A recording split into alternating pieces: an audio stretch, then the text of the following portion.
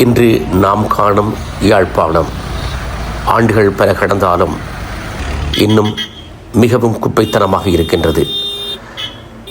New market என்றால் அதனுடைய அழகு தனி அழகு. 1981 யாழ்ப்பாணத்தில் 2 இரவுகள் நியூ மார்க்கெட் எரிந்தது. வியாபாரங்களின் கனவுகள் சாம்பலானது. அதன் பின்னர் தமிழரின் அறிவு கோயிலான யாழ்ப்பாண பொது நூலகமும் தீயில் விழுந்தது. அந்த நெருப்பு கட்டடங்களை மட்டும் எரிக்கவில்லை, ஒரு இனத்தின் நினைவுகளையும் எரித்தது.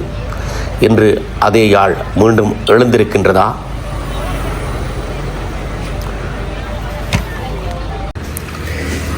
எழுபது 80 இந்த ஆண்டுகளை நாம் கவனத்தில் கொள்வோமாக இருந்தால் அந்த காலகட்டங்களில் யாழ் எப்படி இருந்தது?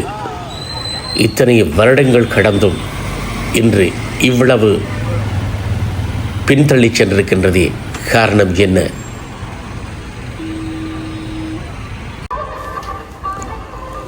தகரத்தால் அடைக்கப்பட்ட பேருந்து நிலையமாக இருந்த போது இருந்த அழகு கூட இன்று இல்லை.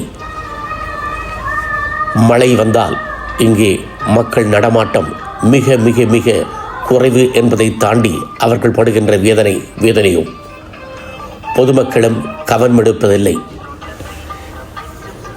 குப்பை கூளங்களை அதை எறிவதற்கு அல்லது அதற்கான இடங்களை ஒதுக்குவதும் இல்லை. அதே போன்று இந்த தரைகளையும் இந்த கட்டடங்களையும் பார்த்தாலே தெரியும், தூய்மைப்படுத்தல் என்பது எங்கே இருக்கின்றது? சுத்தம் சுதந்திரம் என்ற வாசகம் பல இடங்களிலே அந்த காலங்களில் ஒட்டப்பட்டிருக்கும்.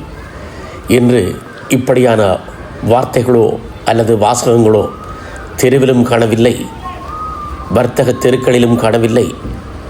ஆனால் குப்பை கூளங்களாக மட்டுமே காணக்கூடியதாக இருக்கிறது.